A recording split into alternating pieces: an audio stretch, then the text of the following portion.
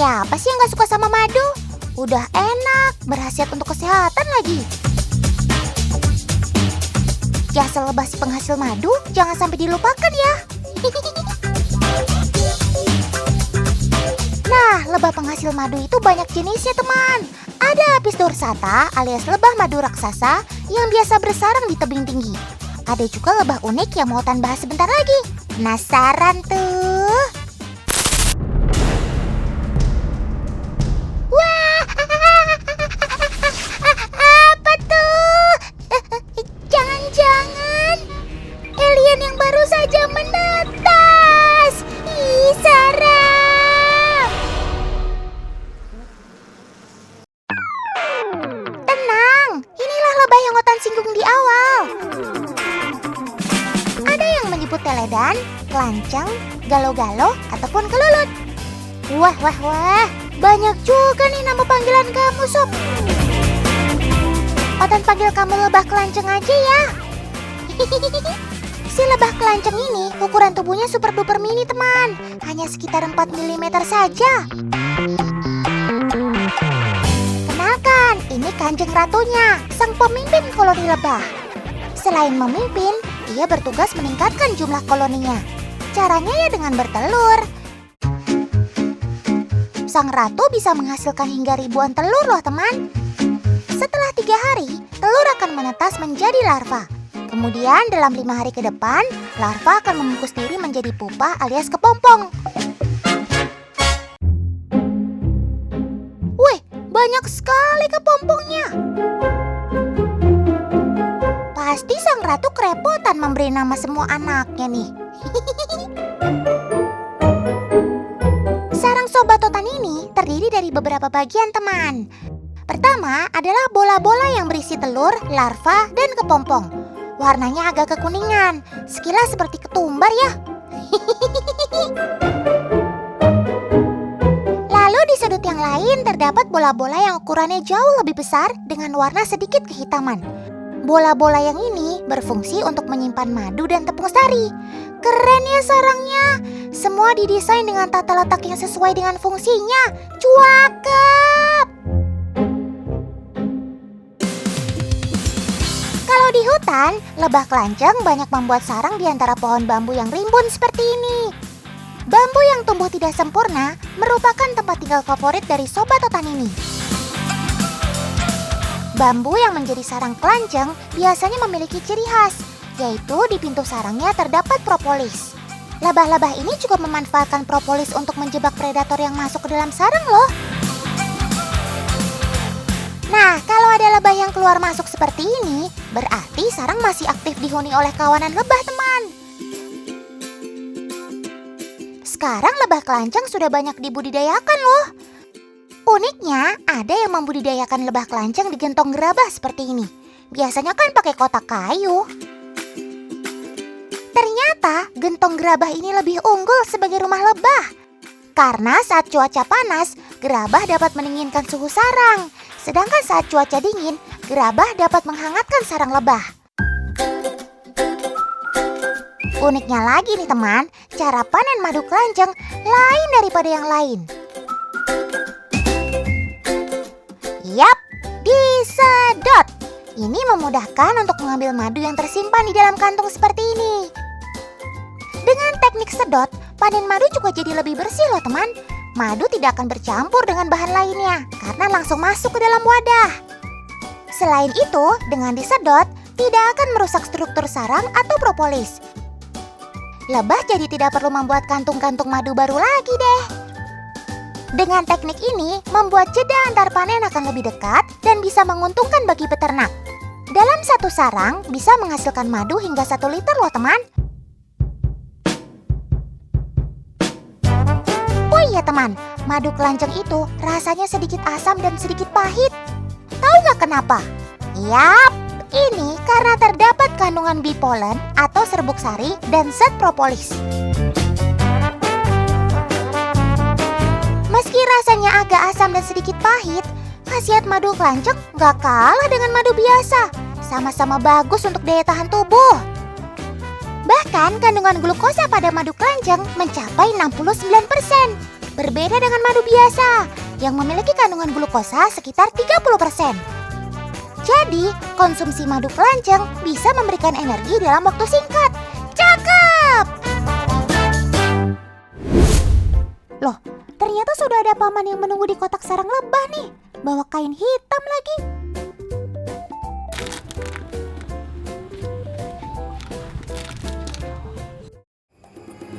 Tidak! Paman yang membawa kain hitam langsung diserang oleh kawanan lebah keranjang ini, teman. Walau ia tidak menyengat, tetapi bisa membuat gatal-gatal. Tapi kok Kak Debbie yang membawa kain pink aman-aman saja ya? Malah tidak ada satu lebah pun yang menempel. Kok bisa ya? Teman-teman ada yang tahu? Rata-rata predatornya lebah di alam punya tubuh berwarna gelap, seperti beruang, kadal, dan sebagainya. Jadi sobat-sobat totan ini akan merasa terancam jika melihat sesuatu yang berwarna hitam. Walau tidak menyengat, tapi kalau sebanyak ini sih, mending otan kabur.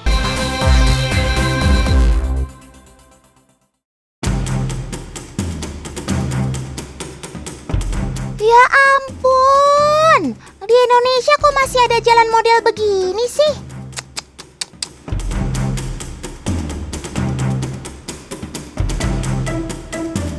Motor, bahkan mobil sekalipun sampai kesulitan melintasi jalan rusak ini. Lumpur pekatnya sampai bikin mobil oleng tuh. Tapi, lihat, kuda-kuda ini hebat. Langkah kaki sobat perkasa ini mampu menyusuri jalan rusak. Bahkan mereka sembari membawa banyak barang. Keren kamu, Sob. Kenalkan teman, orang Tanah Toraja menyebut mereka Nara. Kuda-kuda tangguh inilah yang bertahun-tahun membantu masyarakat Tanah Toraja untuk mengangkut barang kebutuhan warga. Di pasar yang terletak di Nosuk, Kabupaten Mamasa, Sulawesi Barat, kuda-kuda ini menunggu pemiliknya membeli barang yang dibutuhkan. Karena pasarnya buka seminggu sekali, barang yang dibeli cukup banyak. Beratnya aja bisa mencapai 70 kg. Oh iya, pemilik kuda-kuda ini bukanlah warga setempat, melainkan warga Tanah Toraja, Sulawesi Selatan. Itu berarti kuda-kuda membawa barang-barang ini lintas provinsi sepanjang kurang lebih 12 km. Sobat Totan ini memang sangat diandalkan oleh warga Tanah Toraja.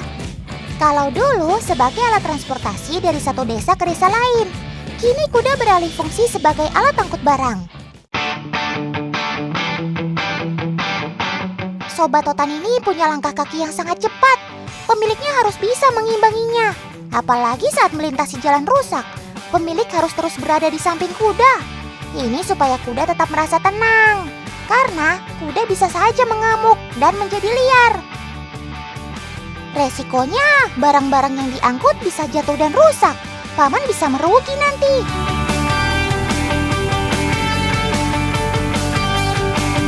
Dibanding kuda besi, sobat-sobat Totan ini lebih piawai menyusuri jalan rusak. Inilah yang membuat sebagian warga Tanah Toraja mempertahankan mereka sebagai alat angkut barang.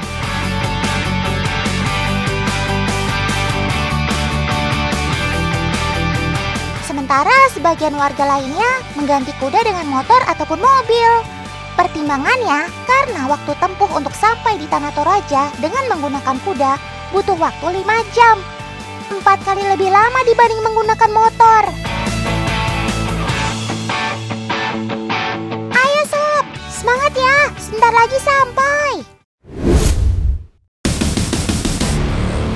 Dok, kodok, gawat dok, ada ular. Mending kamu buruan kabur deh. Duh, mana gak ada air buat nyelam lagi. Kamu pasti kelihatan deh sama si ular tali picis. Ular tali picis memang terkenal galak dan agresif. Meski hewan arboreal, ular tali picis tidak segan-segan turun untuk mengejar buruannya. Weh, si kodok malah nyantai kayak di pantai. Dia nggak tahu apa kalau ada ancaman menghadang. Nah kan bener, si tali picis mulai menebar serangan tuh. Apa Otan bilang? Kamu kegigit kan? Untung taring ular kecil ini tidak sanggup menembus kulitmu, Sob. Apalagi kalau bukan karena kulitmu yang tebal. Kulit Sobat Otan ini memang bisa diandalkan. Bukan cuma untuk melindungi mereka dari serangan musuh, tapi juga digunakan untuk menyerap oksigen, terutama ketika berada di dalam air. Ada fakta unik lain soal kulit kodok. Ternyata kulit Sobat Otan ini memiliki kandungan antimikroba untuk membunuh bakteri, jamur, atau bahkan virus.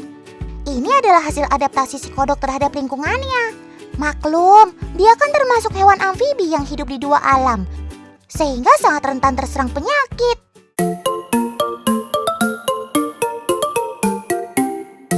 Weleh, kamu nih kodok tapi kok merangkak sih, Sob? Bukannya loncat? Jangan-jangan kamu kodok jadi-jadian ya, Sob? Tenang teman-teman, ini Sobat Otan juga kok. Namanya Pseudobufo subasper alias kodok bangkong. Hewan yang banyak tersebar di Pulau Sumatera hingga Kalimantan ini memang punya hobi merangkak, teman. Beda sama jenis kodok lain, anti mainstream deh pokoknya. Tuh lihat, kaki belakang yang berselaput membantunya merangkak, terlebih ketika di lahan berlumpur atau rawa-rawa. Beda lagi sama kodok bangkong. Kalau Sobat Otan yang satu ini hobi banget nemplok dan melompat. Ya, ini dia, flying frog alias katak terbang. Selaput pada keempat kakinya membantunya menempel pada daun atau dahan pohon. Selain itu, selaputnya ini juga bisa membantunya meluncur jauh ketika melompat loh. Wih, keren juga kamu, Sob. Otan jadi penasaran sama kekuatan kaki kalian. Yuk kita tes kehebatan kedua Sobat Otan ini. Nah, Otan dan Kak Uca udah nyiapin kaca nih. Kita mau coba, kira-kira bisa nggak ya si kodok merangkak di kaca yang licin? Yuk Kak Uca, langsung aja kita tes. Wah, ternyata kodoknya melompat, teman. Kamu takut kepleset ya, Sob? Rupanya kodok memilih untuk melompat ketika melalui medan yang licin, teman. Keren. Akhirnya Otan bisa lihat juga kamu melompat, Sob. Kirain cuma bisa merangkak aja.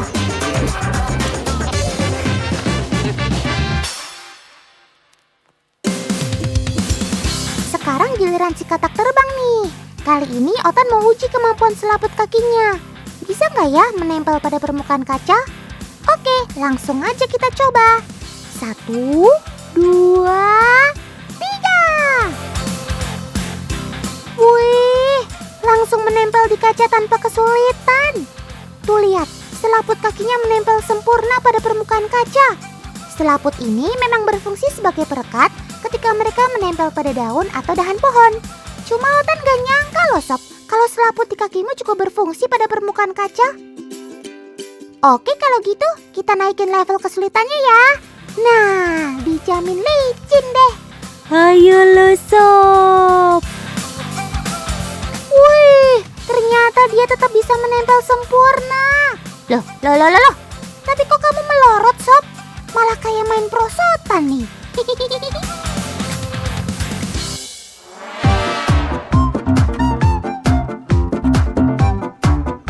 Di habitat aslinya, katak terbang hidup di antara dedaunan pohon. Mereka berpindah dari satu pohon ke pohon lain untuk mencari makan atau menghindar dari pemangsa. Nah, cara berpindah mereka inilah yang unik, teman. Yap, meluncur di udara. Katak terbang mampu meluncur hingga jarak 15 meter loh. Ketika di udara, katak terbang akan meregangkan keempat kakinya dan selaput di antara jarinya juga akan dibuka lebar. Fungsinya hampir sama dengan parasut. Selain untuk mendapat daya angkat untuk memperlambat gaya gravitasi, selaput ini juga berfungsi untuk membantu katak tetap stabil ketika meluncur. Mantap! Wih, gaya kamu udah kayak penerjun payung profesional ya, Sob. Selaput kaki katak terbang juga membantunya ketika mendarat. Permukaan selaput yang lengket membuat katak bisa menempel dan mendarat dengan mulus. Cakep!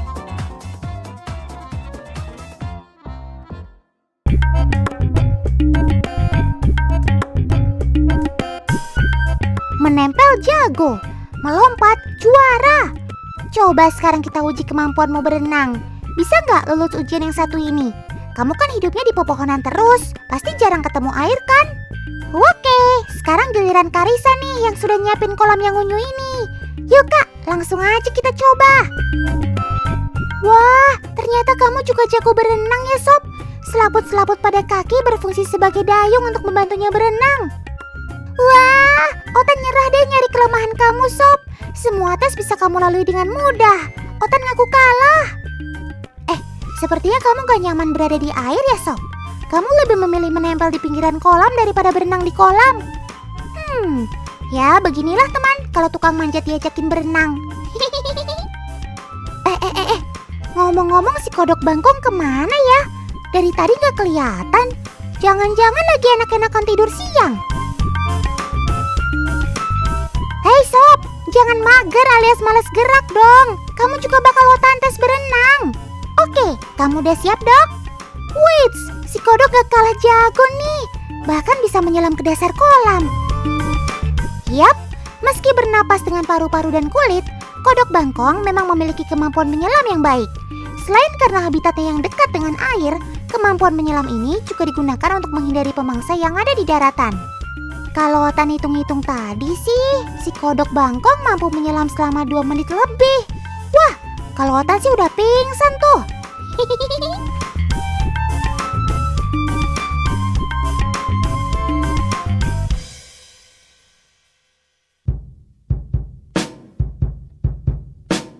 iya, teman di rumah masih ada yang kesulitan bedain kodok dengan katak.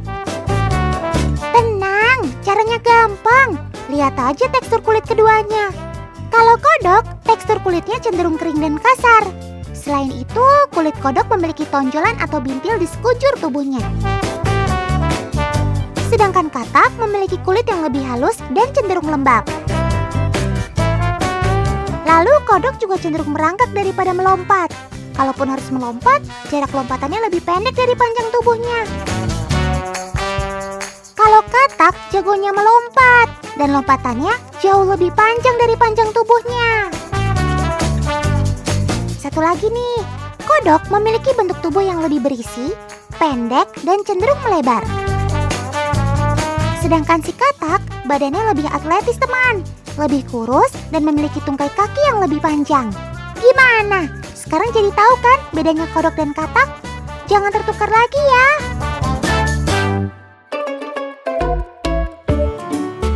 Ya ampun, Kak Uca ngapain lagi sih ini?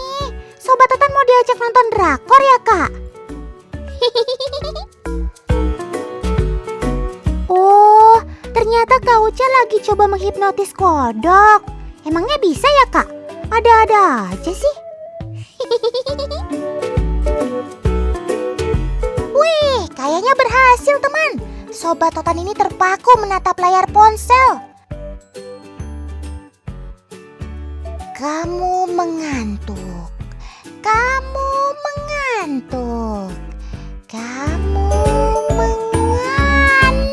ya, nggak berhasil.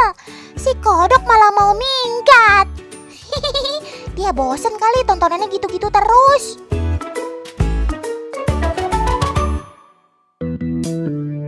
Kalau soal menghipnotis hewan sih, Otan kenal sama ahlinya. Ini dia, Kak Yogi. Ayo Kak Yogi, tunjukkan ke teman di rumah keahlian kakak. Waktu dan tempat, Otan persilahkan. Wih, ternyata berhasil. Kak Yogi membuat si kodok tertidur pulas. Sampai terlentang gitu tidurnya. Ngantuk banget kayaknya kamu Sob. Hebat banget ya Kak Yogi. Kira-kira belajar di mana ya?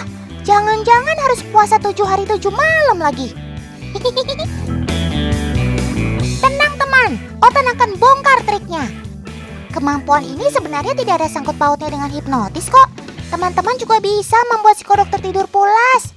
Tapi ada syaratnya, yaitu harus tenang melakukannya, biar hewannya rileks. Setelah itu, tinggal pegang bagian kepala, lalu rebahin deh. Gampang kan?